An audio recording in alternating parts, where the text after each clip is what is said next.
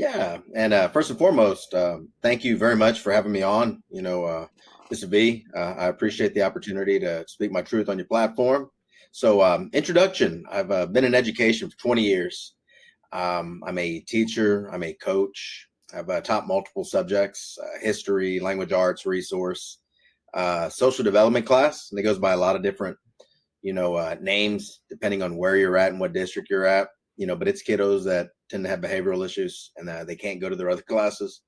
And then as of late, the last like 3 or 4 years, I've been teaching a subject called teen leadership.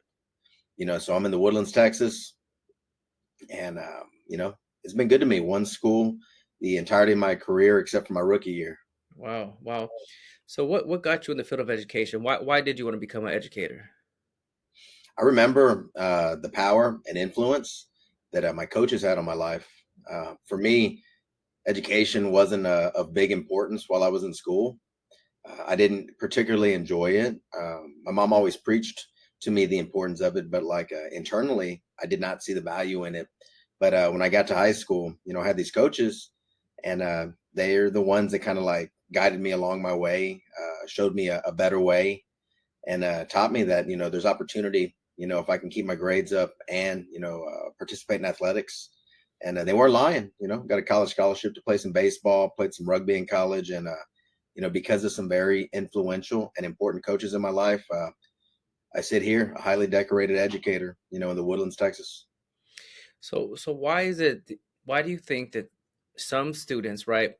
A coach can reach certain students, like certain coaches reached my life as well, but in the classroom, certain like my English teacher, I felt like my English teacher couldn't connect with me, let's just say, or my history teacher, or my science teacher, my math teacher. There's just certain people that for me, it was hard for them to connect with me for whatever reason.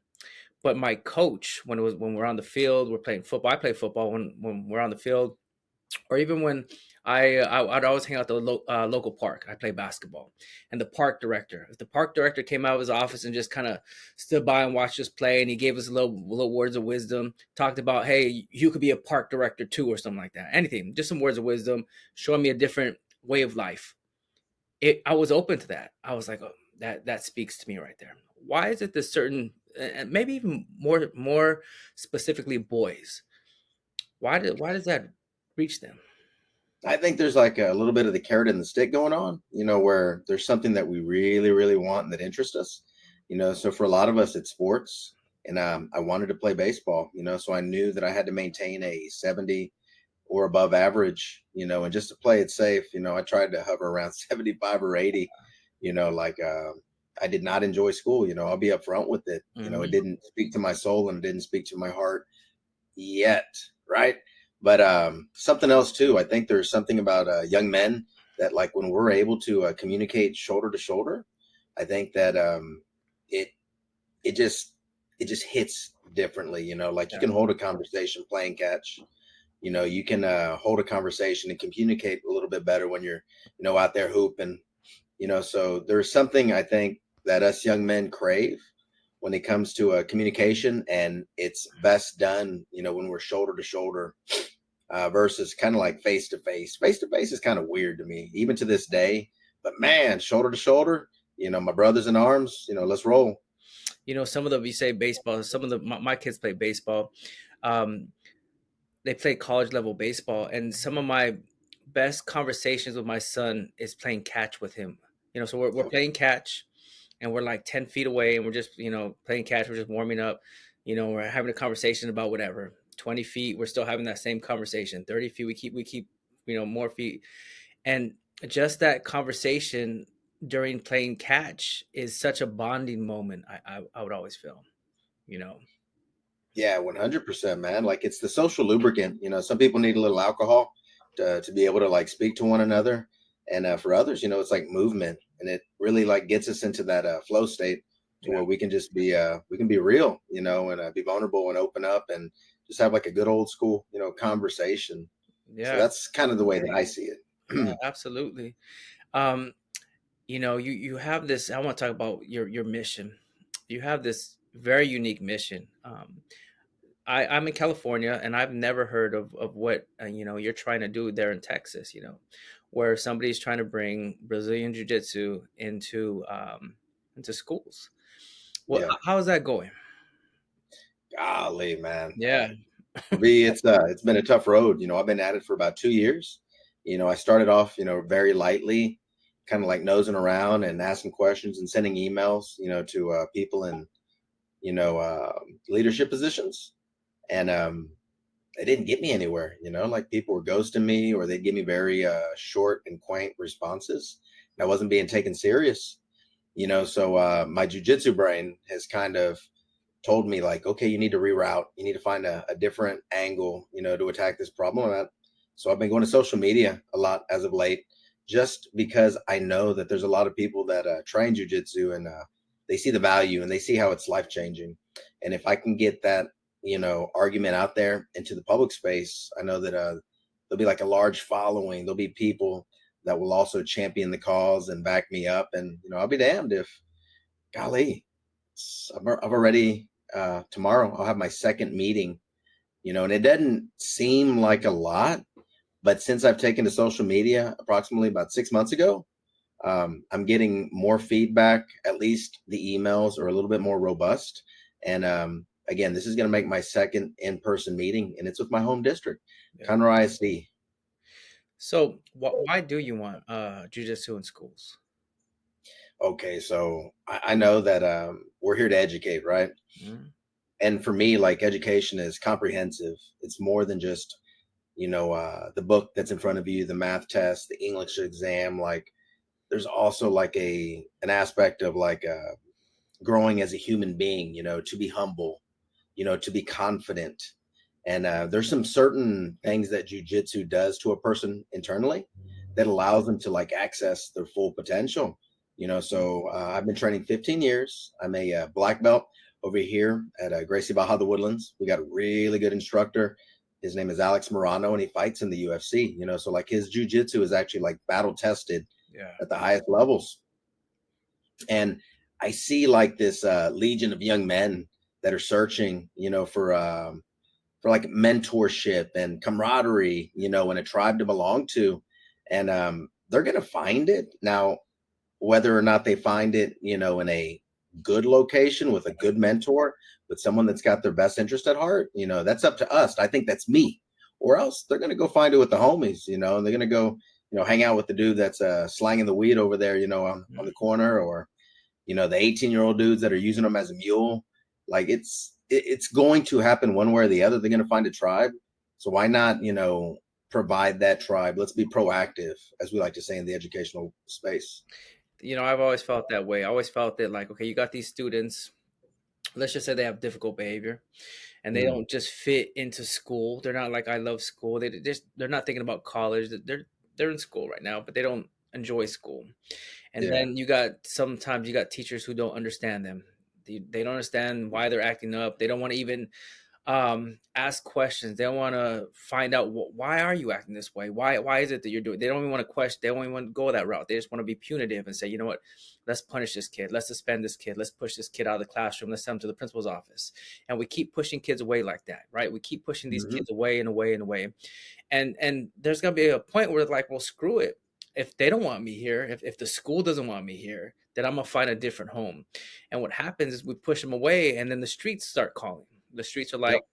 you don't, your school doesn't love you, your school doesn't accept you, we accept you, we want you here, join us, do our work, you know. And that's what happens. We push these kids away, and then the streets call, and they get our kids, and it's tragic, and it happens all the time. What's something that's super interesting too, though, is like whenever you see these videos where they're out there, in the streets, and they're talking to the homies, like the homies are telling the kids, like, stay your butt in school, stay your butt in Yeah. school. So like it's weird. It's like a weird game of like pickleball or tennis, like where it could go either way, So I would like to provide that for our young people, because like ISS, like you ain't learning anything, man. You putting your head down, you're going to sleep, or maybe you're talking a little smack to the ISS teacher or something, And Yeah. we can do better. We can do better.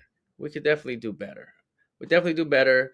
And I'm sure you get like a tremendous amount of pushback because they think it's too violent. Oh, The liability. yeah. Well, we can look at it, in a couple of different, lights. Like if you were to take it and compare it to football, Football.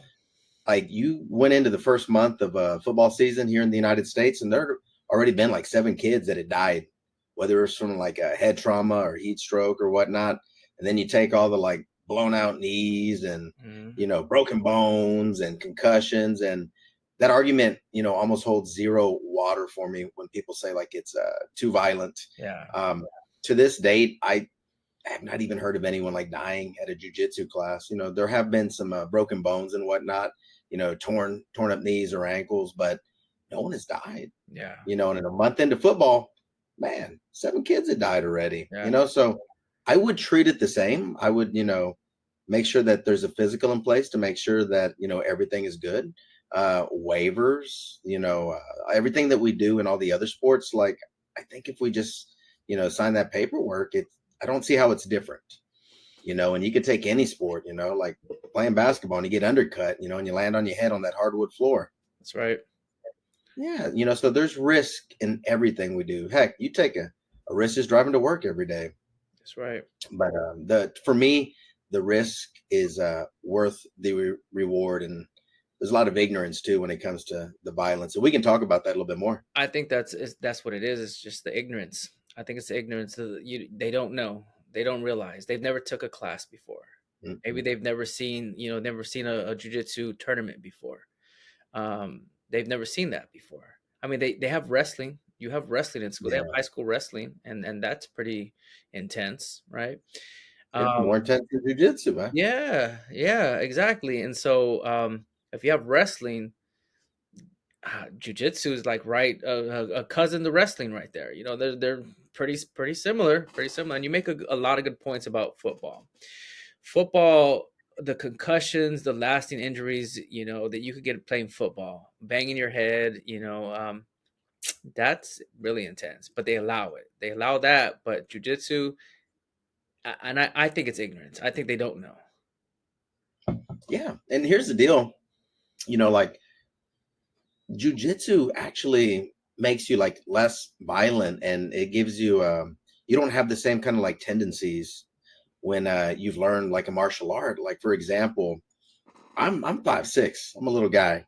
I consider myself very athletic. But I'm 5'6", and when I was growing up, I was like a Chihuahua. And Chihuahuas bark a lot.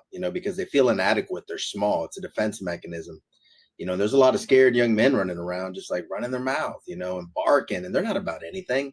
It's like a show, right? But when I started training, something magical happened. Like I learned that number one, that there's a lot of bad dudes running around the world. And I need to watch my mouth. I need to have respect Mm, for people because like this image I have of myself, it doesn't line up with reality. yeah. Right. And like number two, when you learn how to defend yourself, like there's this really cool confidence that one gains. And you don't feel the need to go around barking. Like you can just go around and just be like real smooth and relaxed. And like there's nothing to fear. In fact, you're like trying to avoid conflict because you're too tired from training all the time.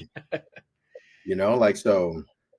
And then worst case scenario, number three, if something does happen, like you can resolve it, with words because like jujitsu really promotes like the mental aspect of things. It's not a hammer and a nail game. It's more like a game of like a high stakes chess game or like a Rubik's cube, Mm, more so than like hitting a nail with a hammer. mm-hmm. I feel it's the camaraderie. Ooh, It's the camaraderie. You're a young man. You're searching for something. You need to connect somehow, right? You need to connect, and you have these different outlets in this world, right? You have your phone, and that's the way you connect with people. That's one way that kids connect with other people. You have video games, and kids like to game, right? They sit there on your game, and when you think about gaming, like if you're on the game, you hear kids just cursing and like being violent on a video game and trying to kill, and that's one way that they connect with their friends. And on a phone, you're on social media, you might be trolling people, you might be doing something in a negative manner, right? But something about jujitsu where you go into a class and it's a family. It feels like a yeah, family. You get welcomed in. It feels like a family, and you're going through the struggle with the the class, right? You're going through the warm-ups with everybody, and you're just going through it, and people are teaching you and they're talking to you, and they're trying to encourage you, and and you're learning a new move, and you're getting encouragement and feedback, and it feels great. It feels like a family, right? And then you compete against somebody, and it's not where you're trying to not hurt somebody really bad. It's like, okay, you're competing, you're trying this move, and let's see. And afterward you shake hands, and it's just this great feeling that I feel like young men especially need to have. They need this, because without something like this, right, or without any sport really, you're play at home playing video games, cursing and killing people online, right? Or you're on your phone sending whatever. So It's a rite of passage, and it's something I think that men probably used to do a long time ago, quite a bit. But you're right, because of technology, like that aspect of our masculinity is like waning. mm, And the thing that really breaks my heart is that like it's a beautiful martial art, but it's also an expensive martial art, right? So there's a price it's for true. entry barrier that not all young men or not all young people, I won't limit it to men, but they don't have access to it because they don't have like $200 a month to Mm, pay for the gym membership fee.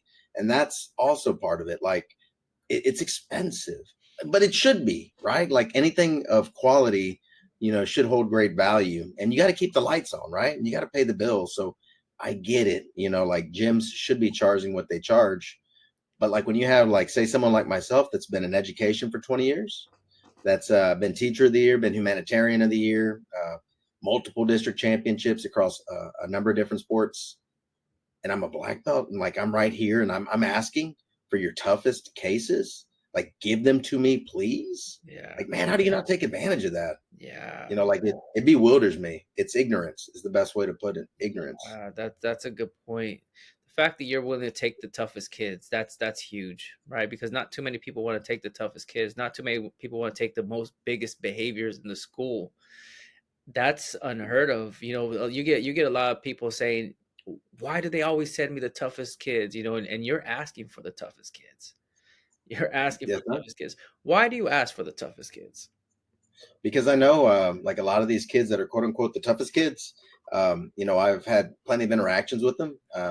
Since I coach and I teach, I rub shoulders with probably 70% of the population of our school. So I know that like these tough kids, like they're not even tough kids. Yeah. It's more of like a misunderstood kid that's like looking for something. He's yelling for attention. He's just doing it in all the wrong ways. And also like from training jujitsu with all these sharks and all these killers that I get to work with, like physically, they're not tough kids either. They're like they're marshmallows. Yeah. They're babies, Yes. and like I want to show them, the things that I've learned because without jujitsu, like I'm not the same guy I am right now. I'm not married for 23 years. I'm not a decent father. Yeah. I'm not a good coach. I'm not a good teacher. Like there's so many benefits, and we've got to get the word out that like this is a cause worth fighting for. Yeah. I mean, you take the kid that we're talking about, typical kid that is considered a difficult student, let's just say a tough kid. Yeah. They're definitely misunderstood. They're definitely misunderstood, and they're approached in a way that doesn't connect with them. I feel like Hmm. nobody really listens to them. Everybody is finding ways to get rid of them, finding ways to push them out of the classroom, finding ways on how not to deal with them, because they have a whole other group of kids. I get it. There's a lot of kids in the classroom, and this one kid is causing you problems, and now you can't teach, right? But I always feel like instead of pushing them away, listening to them, building relationship with these type of kids. You have to build relationship with these type of students, and once you build relationship with these type of students, that's where you start to reach them, and that's where you could actually start to teach them, right? And I always feel like it's not like this magical thing. You don't have to have the best personality. You don't have to be the funniest person. You don't have to, you just have to keep them safe. You have to be respectful. Um, you have to demonstrate love toward, show them kindness, show them that you care about them, and boost their self-esteem. That's the same thing that happens in a jiu-jitsu class. that kind of same idea where they're in the class and it's a safe environment here. We're not here to rip each other's arms off, break each other. We're here in a safe environment, a controlled, safe environment. And everybody here is a family here. We're all here to keep each other safe. We're all here to build each other up, and we're all here to demonstrate, we're rolling right here, but we are respectful with one another. We do shake hands. We're not trying to kill each other here. And it's just that environment. And I think that that's an environment that needs to be created in all areas, jiu-jitsu, baseball, wherever, where this is a family, we're safe here, just safety. This is a safe place, and I'm going to demonstrate love toward you. And I always say this, the type of love you find in the Bible, like you're kind, like you're forgiving, like you don't hold grudges here, you that kind of stuff, and you just boost self-esteem. And I think that a lot of kids who are misunderstood have low self-esteem, and they've never been told, like, hey, you're doing a good job, it's all right, things are going to be okay, you could do this. Like, nobody, I feel like they don't get approached a lot of times that way because of their behavior. Yeah, it's really important to get the kids' backstory, but not like the backstory that they present to us on paper, but to hear it directly from the source, giving them an opportunity to talk to you about like what's actually going on and what it looks like versus what's like on an IEP, Mm-hmm. and when you hear the backstory, it really humanizes, the young person that's sitting in front of you. And they're more than just like a list of behaviors or of accommodations and modifications. Like it's a human being Right. that's got a lot of things going on. And even like the best of us, right? Like people who everything seems to be flowing just perfectly. Like that's not even the case. Mm-mm. Those kids are struggling too. They're struggling because they got like too many honors classes, they got too much homework, and they got too many practices after school, and they're up at 6 and they go to bed at midnight, and Yeah. they run the race every day like that, and they're burning the candle at both ends. So like understanding the story of the young people that we're talking about, like it goes a long way, and I think a lot of us educators in the game, like we should go that extra mile to at least listen to that backstory, not make an excuse for the kid, but at least understand where they're coming from, have a little bit of empathy. Yeah, because when you have empathy for somebody, if you know somebody, then you're more likely to find a solution to solve whatever problem that's in front of them. But if you don't know the person, if it's just like a random person, if you don't know the person's name in your classroom and you're like, this kid right here, it's easy to dismiss somebody you don't know. But if, like you're saying, if you humanize them and you know their backstory and you shared something with them and you've connected with them, then you're going to look for a solution to solve whatever problem that's there. Yeah. You know what the cool thing is too is like they still may not make good grades in your class, but at least oh, but at least like you could like the kid, right? Like it doesn't mean when you connect that they're going to make an A, but what it does mean is that you could end up in like making a good relationship, Mm-hmm. right? And I think sometimes that gets lost on teachers too. They're like, hey, if this kid's failing my class or whatnot, no, it's not a good thing. But heck, there's a person behind that grade right there, and at worst, when they leave and you leave at the end of the year, like there should be like a decent relationship that have been formed. And Yeah. regardless of the grade, like, hey, I see you. When did you find this calling? Like, when did you find this mission? That you, because you definitely have a calling. You definitely have a mission. How did you identify that? Um, so I've got a couple of kids of my own. My youngest is 19, Mm-hmm. and he just graduated, and then my oldest is 23. I think I've always had it in my heart because I struggled, and you know how like in the NBA or the major leagues that typically the best coaches are former players, but they're former players that weren't superstars. They're Yeah. like the dudes at the end of the bench, like Steve Kerr and Yeah. Avery John, like people like that. I feel like in the classroom and in athletics, where I wasn't necessarily like the strongest, and I struggled. So like I understand what it is to struggle, So seeing how like my kids have had to deal with the educational process, my struggles with the educational process, and then just kind of like seeing where I'm at now, seeing that it's a long game. Like what you do in school is not necessarily indicative to how you're going to end up as a human being. Way. It's just a little chapter, That's right. That's right. So I barely graduated high school. I barely graduated high school. I barely, I did the minimal amount of work. I got C's all the way through, D's and C's all the way through, and I didn't even plan to go to college. That wasn't even my Yeah. plan. And it so happened that I had the right people who got me into college. Funny story. It was like I didn't know what I was doing, and then I worked at it was a summer job right after I graduated high school. I went to a summer job working at a community college. It's called Los Angeles City College, and I worked there, and I had no idea what I was doing. And so I'm this young kid who I graduated when I was 17 years old. I'm filing papers in the back in the foreign exchange office, and I work with these two girls, and these two girls said, "Hey, you want to go to college here?" And I was like, I don't know. I never want to go to college. And they said, you'll get free money if you go to college. You'll get Oh, free money. We'll help you fill out the financial aid papers. I'm like, all right, So they helped me fill out the financial aid papers, and they were like, well, we'll enroll you too. We'll help you enroll. So I just because of these two people that I had a summer job, I worked this one office, and these two people were kind enough to lead me in the right direction. I was able to apply to go to college, and here I am, whatever years later. I'm 47 years old.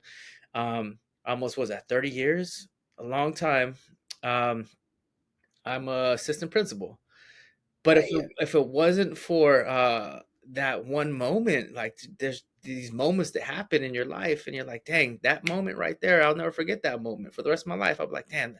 And I always would hope that I would run into these two girls that enrolled me. Like I would always like, man, I always think about that. I was like, I wonder what happened to those two girls.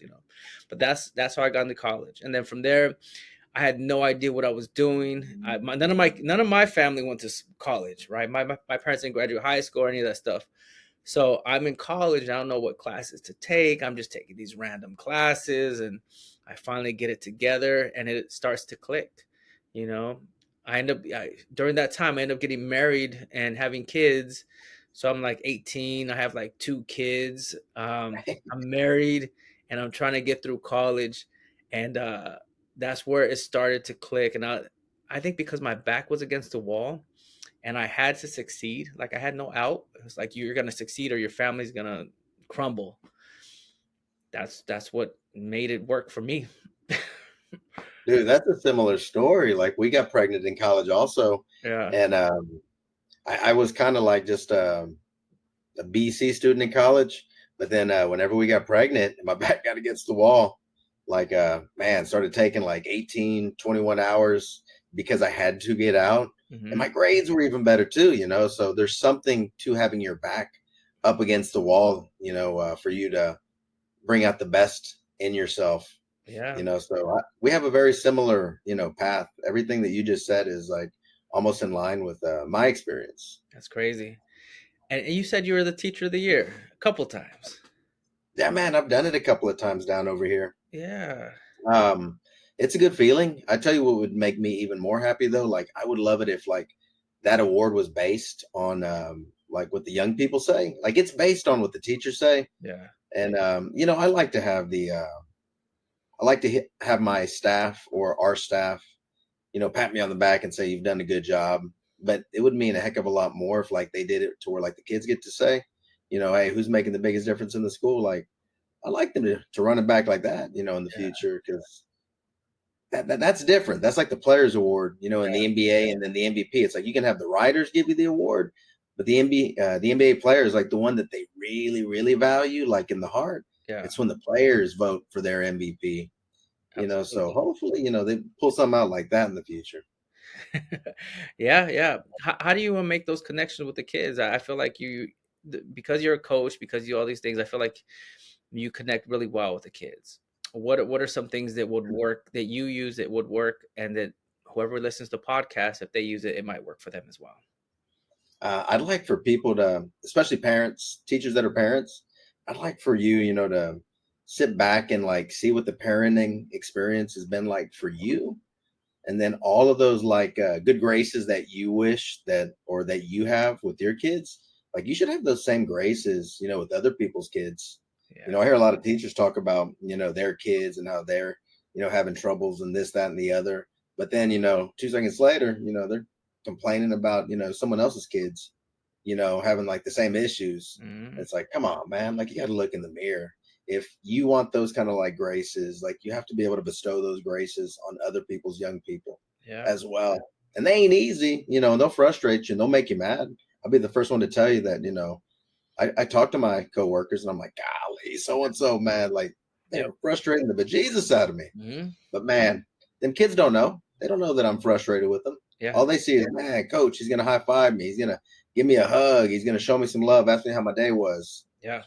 So I think it's been very beneficial to have kids of my own because golly, they were far from perfect. They looked perfect on the surface, but holy cow, behind closed doors, yeah, you know this, man. Yeah. Kids are a handful when you have them. Yeah. Yeah. Absolutely. And you make a good point about like you didn't let the students know that your buttons were pushed. I think that Mm. that's a big thing. I feel like when I was an early educator, when I was an early teacher, my buttons were easy to push. I felt like the kids could see what they were. They were able to push the buttons when I first first started teaching, and I was like, okay, I can't let them. I gotta hide these buttons a little better. I can't let them push them. I can't let them know what they are, and then they push them. Then I'm upset. Then it ruins our whole teaching experience here. I gotta hide them a bit better. And I think that that's important. That understanding what your triggers are as an educator, and then not making them visible so that kids could hit those buttons and set you off, and then ruin the day. And I feel like I don't know. I think that if we did a better job understanding our own triggers, I think we could help kids a little bit better. Yeah, man, you can't be showing your hand too early, right? Like Uh, once they know, they're gonna go to the well, especially like the ones that are used to, pushing them buttons. yeah, They're like, oh, I got Mr. B. I got Mr. B. I know what gets his go. Right. But you know what else too on the other end of that? I don't know if it's like this in Cali, but like taking time for yourself, staying in shape, relieving that stress, getting a good lift in, getting a good walk in, doing jujitsu, Muay Thai kickboxing. Like when I have all those things in line, man, like everything's gravy, baby. that's right. But when I'm not, dude, I can be a grouch. Like right now, I haven't trained, in about a week, so I was a little Still grouchy, edgy. you know. Yeah, man, I had to go take my son to get his battery changed, and boy, I was short. I was Yeah, mad, yeah. but I'm gonna train tomorrow. I'm gonna train Thursday, and coach gonna be all right after that. I have a list. I have a list that I go through every day. There's a list that I go through every single day, and I try to hit it at every time. I have different times. I do certain things at different times. And if I don't do some of the things on this list, especially the early things, it ruins the rest of my day. Now I'm thrown off. I'm thrown Yeah, off, and it ruins the rest of my day. And sometimes if I don't do the first thing, it snowballs into not doing the next thing, and then not doing the next thing, and before you know it, I've missed the first 5 things that I was supposed to do already. And then I'm like, man, now I don't feel good at all, and I'm at work now, and I'm like, damn, I ruined my morning. I gotta get back on track now. I gotta get back on track. But yeah, it's like it's the schedule. I have a schedule. I'm a schedule person, and if my schedule is thrown off, it kind of ruins my day. That's what it sounds yeah, like with you. That sounds like that happened to you today. yeah. I'm a big believer in something called momentum. Hmm. And when you've got that momentum going, like when you wake up and you got that coffee ready to go, and you hit that coffee, and then you go grab that lion's mane, that little mushroom extract that helps you focus. You know, walk around the building a little bit, shake some hands. Show some love. Get in, clear out all your emails before that first bell hits. Like you're right. Like there are some things that need to be done. It's a necessity for us to just kind of like get into that flow state. But when those things are done, you could achieve that flow state, man, and then you could just get up there and do some wonderful things, in front of some wonderful young people. Yeah, but you make a good point about like that self care part. That self care part, and I wish that every educator understood how important self care is. On my Instagram, I have an Instagram, and on it, I post stories. Like I try to motivate different educators that are on my page to take care of that portion. Like eat right, drink water, read a book, go for a workout, go for a walk, get some sunlight, go outside, that kind of stuff. And if we do that kind of stuff, we feel better, and we're able to, I don't know, do better at work, do better at home, that kind of stuff. Leaving work at work, and separating, work and home. That's another thing, this whole self-care piece I feel is so important. Um, and I wish more educators would do it. Sometimes I post like, "Hey, you need to work out," or some sort of post about working out, and then I'll get comments like, or people inbox me and they're like, "Yeah, but I'm so tired. I can't get it done, and when I get home, I'm so burnt out." And it's like, man, if you only knew that if you just took care of this, you would feel much better. If you only knew that if you just, woke up, maybe you do it in the morning, maybe you get up at whatever 5 a.m., get from 5 to 6, and then take a shower, go to work. Maybe that's better for you instead of waiting to the end of the day where you're tired. But if that piece is taken care of, you're a whole lot better. Yeah, and to to compound on the point that you're making, like when people go and see therapists or they seek, like psychological help, a lot of times the therapist, the first thing they tell them is like, well, how much water are you drinking? Are you getting plenty of sunlight? Are you getting your exercise? What does your diet look like? And these are all things that people are paying like $100, $200 an hour, Yes. to get told. And listen, man, like they're going to point to the basics first. Like they'll give you a pill and that pill may do a little something for you. Yeah. But at the end of the day, it's like you have to get those other things in order also in conjunction with that medication, and you may be able to win yourself off that medication. Yeah. But again, just through experience, man. Like ask me how I know, it's because I've heard it before. Yeah. If I get up at my, let's just take the alarm clock. My alarm clock goes off at 4:15. If Dang, I man. 4:15 a.m. If I get up and I hit the snooze button, I've lost. Right there, that's a loss already. If I go out there and hit that snooze button, I lost. That's my first loss already. Now I'm going in the wrong direction. If it's 4:15 and that thing goes off and I'm up, that's a win. I'm moving in the right momentum. I'm moving in the right direction. Now I'm trying to get myself ready to go work out. So I work on the morning. So now I'm trying to either I'm going to run or I'm going to hit the gym, either or.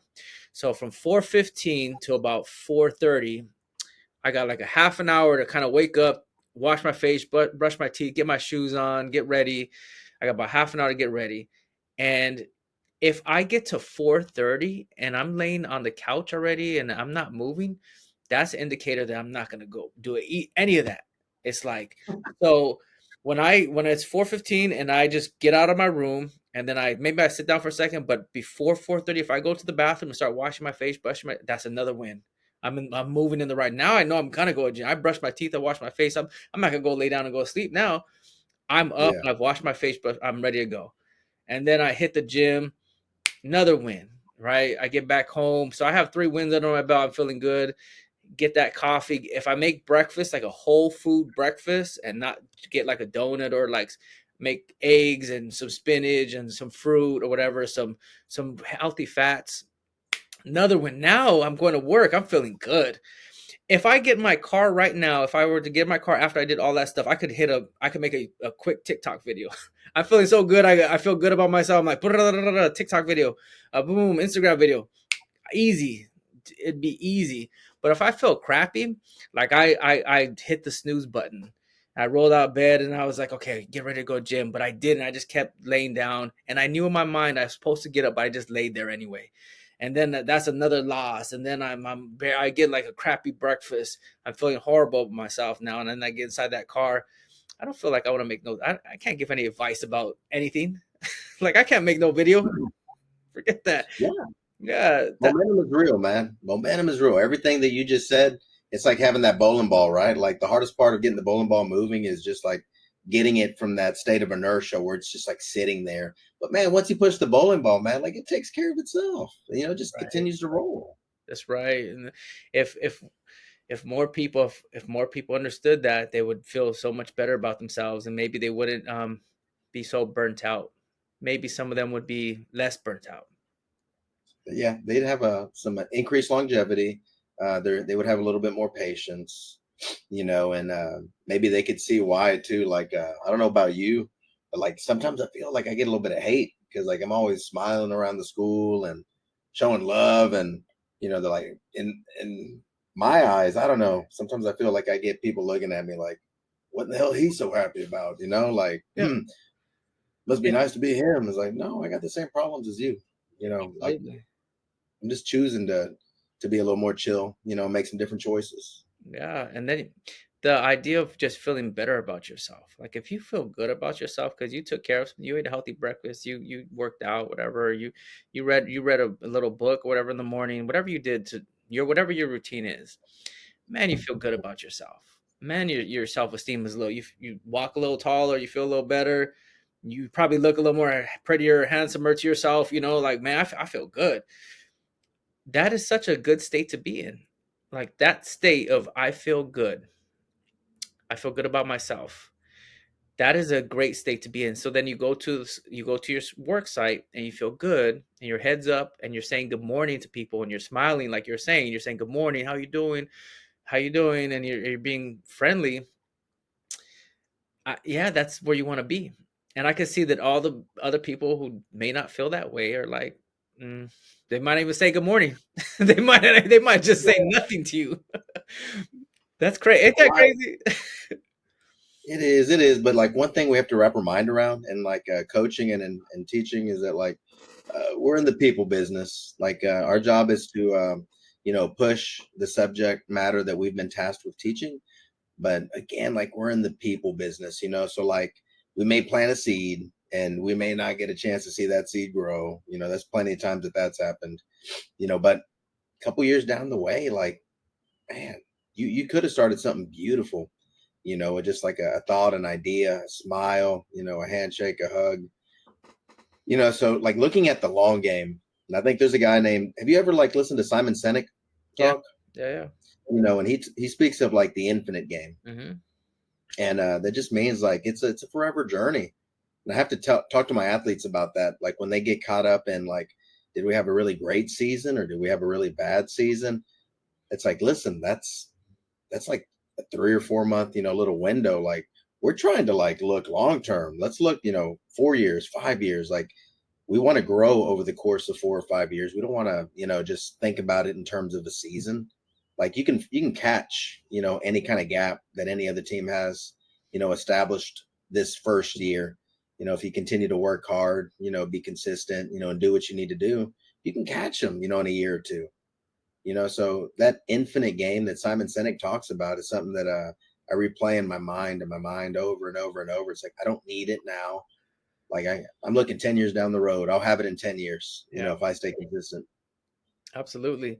Did you see that video of was it Khabib on the airplane and they had asked him to do you see that? Heard and I saw bits of it. I have not listened to it. You imagine though the guy that had to ask Khabib to move, like you recognize him, he's like, "Oh shoot, I'm Yeah. sorry, Mr. Khabib." Yeah. Yeah, like I and that so the video is like he's on the plane and I guess he's by the exit and I guess the stewardess doesn't believe that maybe he is capable of, having to open the door, whatever is going on. Something's going on. I think that's what it Yeah, is. And then she asks him to leave the plane or something like that or change seats or leave the plane. And she's like, I'm not gonna argue with you. You're either gonna change seats or you're gonna leave the plane, something like that. And he's like trying to explain himself. Not once they say, I'm Khabib, I'm this UFC fighter who's never lost a fight in my life. yeah, Not once did he become violent or angry or try to hurt anybody. Not once did he do any of that. He was just trying to explain himself, and she wasn't listening to him. She asked him to get up. He got up and he left the plane. And like there was no violence. This guy's a killer in the ring. This guy's a killer in the ring, but he's in public and he's able to control his temper. He's able to control his emotions. He's able to, try to reason his way. Like, hey, I'll open this, but she's not having it. And she asks him to leave the plane or whatever, and he gets escorted and leaves the plane. You know, and so that goes back to like let's talk about that jujitsu thing again. Like, here's a guy yeah, who is a fighter. Here's a fighter, but he understands respect, and the respect is from his family and his sport, and like all kinds of levels of respect this guy has, like the fact that he left UFC because he respected the wishes of his father. His father said, I don't want to. His father died, and his dying wish, I guess, was for him to not fight anymore, or something like that. And he respected it. He's like, okay, that's it. And he could continue to fight as long as he wants, but he respected that. That's something that was taught to him. That's something that was, ingrained in him through his family, through his experiences with, whatever. And I feel like that's something that you're trying to do in coaching and you say you're a Yeah, basketball coach, basketball. jujitsu, all that. That's what you're trying to do. Yeah, something about like the martial artist mind that people do not take into account is like our mind is like constantly trying to wrap itself around the situation, and it's always looking for a better way. And that's something I think that is very applicable for our young people. Like when they get in trouble, like they do the first thing that comes to their mind. They're very impulsive. They don't have the ability to sit back, read the room, read the problem, and then figure out, option A, B, C, D, E. They're just like, hey, I'm Hmm. gonna say F you, Hmm.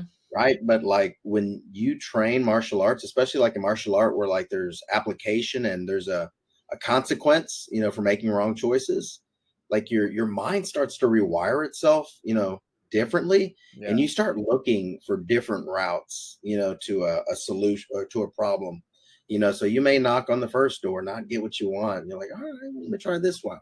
And then you do it again and again and again. But eventually, like a martial artist's brain will figure out through trial and error, like which is the correct route, which is the path of least resistance, which is the way that I'm going to get through without getting hurt.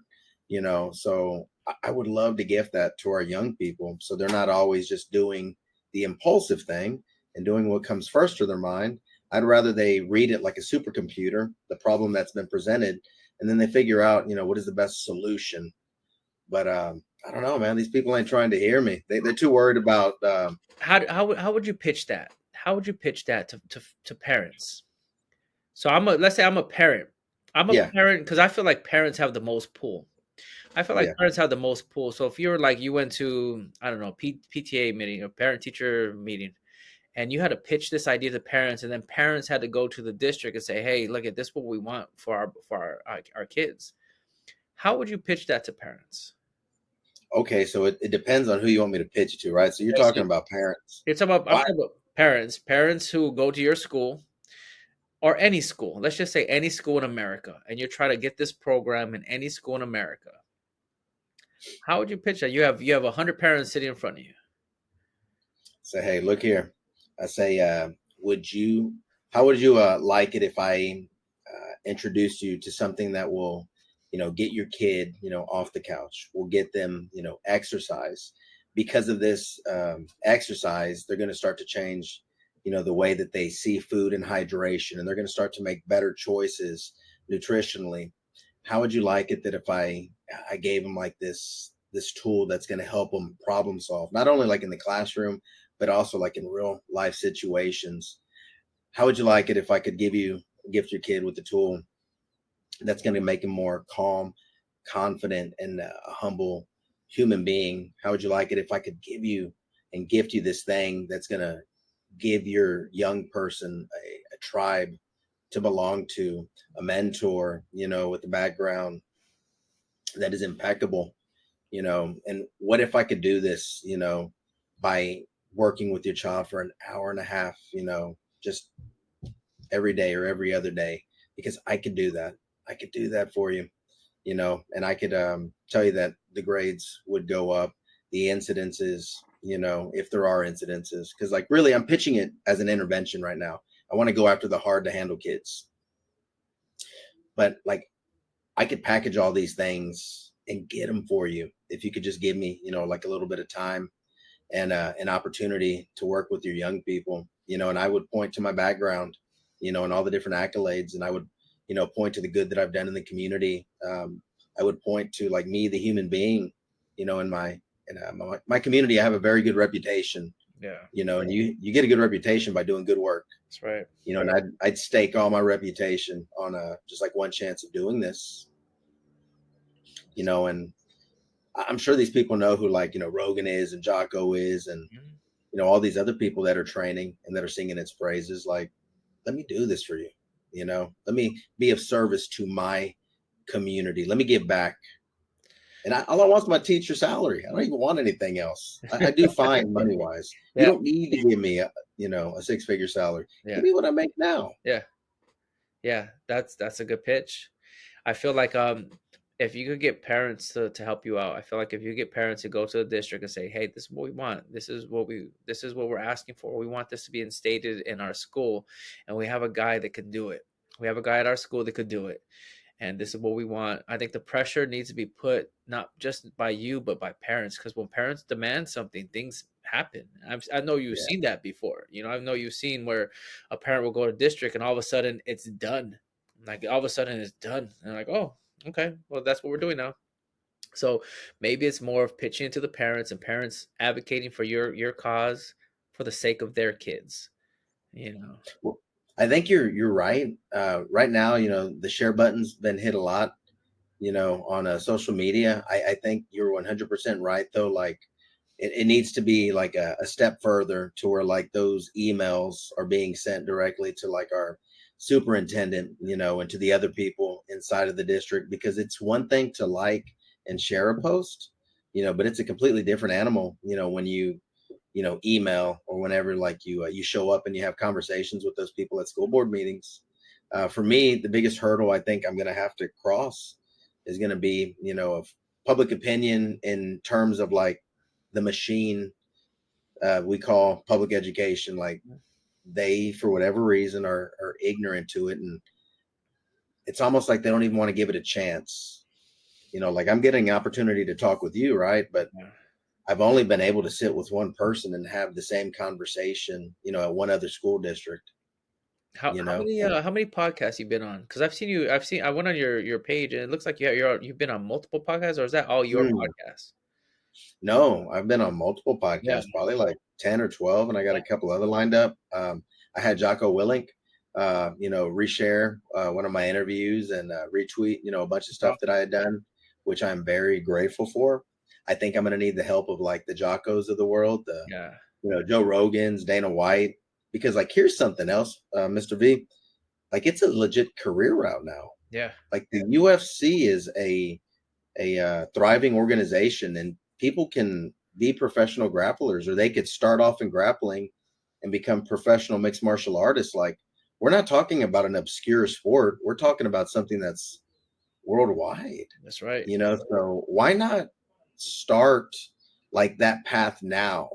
And it'd be really cool if like Dana White was listening. Is like, look, Dana, people like me could be a feeder system into the different local gyms in our area. Like, my idea is also like, if there's someone that is promising and has like a high moral fabric and character, and they look like they got something that they could do with this, maybe some of our local gyms could scholarship some of these kids, or maybe our kids could pay their own way, and start training and turn this into a career route. Like, it'd be essentially like accessing the sport a little bit sooner and giving kids that wouldn't normally have access to it. Like, dude, like there's some Lovatos out there in LA, that be some mean, little jujitsu players or some mixed martial artists. There's some brothers out there, that are long, lean, athletic, and just born fighters. And this could be their way out. Like, why don't we do this? You got your Sean Stricklands, like Yeah. grew up, in a house with hatred and racism. And it was mixed martial arts that, changed this man's life. Like, why we won't give it a chance, Mr. V? I don't know, man. Like, I hope you end up on Joe Rogan's podcast. I hope that you end up on Joe Rogan's podcast and you say the same thing you're talking about today, but you put on a large the biggest platform in the world, and you go ahead and you share your dream and your experiences, and this message gets out to as many people as possible, because I feel like you have something that's pretty impressive, something that's gold, something that's amazing. That if you implemented this jujitsu into schools, and you took the most difficult students, the students that nobody wants to work with, and you put them in a jiu-jitsu class and you teach them about respect and camaraderie and you know all the things that being in jujitsu do for a person, it would change their lives. It would change their lives, you're doing life-changing work. Your dream is a life-changing type of dream, and it's yeah, and it's big and it's scary. It's one of those dreams you look at, you're like, damn, how the hell do I get this done? Like, this is such a big thing. because it will start at your one school, but then I'm figuring your dream is to spread this thing across, Texas, that your whole school district, maybe have one in every one of your schools, in the school district, in one of the high Yeah, schools.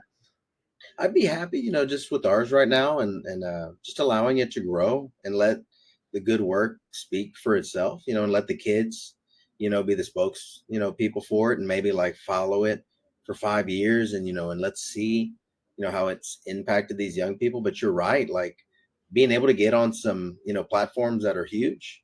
And listen, just like being on here, Mr. V, like all it takes is like the right person to listen to our Yep, conversation, and boom, it's gonna blow up like wildfire. So I'm patient, man. It took me 12 years to get my black belt. I've been training 15 years. Like I can play this long game. that I'm not afraid to keep just like jabbing, throw that right cross every once in a blue yeah, moon. yeah. That's awesome. That's awesome. Well, Coach Chris, thank you so much for being on the podcast, man. And I'm really rooting for you, and I really want you to make this happen. And just this idea, I feel like such a big idea, and um, I hope it takes root, and I hope that it happens at your school. Yeah, hey, much love. I hope everybody out there in LA is, doing good, and hopefully y'all heal from this, because man, y'all are in a bad Yeah, spot right now. it's rough. But human beings are incredibly resilient, and there's no doubt, man. Like, we'll be back, man. Y'all will be back, and better than ever. And Yeah, I appreciate you giving me a platform and just allowing me to speak, because much like those wildfires, like if the right person hears the message that we had just got through speaking about for the last hour on your platform, and it gets spread, dude, why not, man? Why not? So I wish you the best. You have a blessed one. You keep going out there and changing lives, homie. I appreciate that.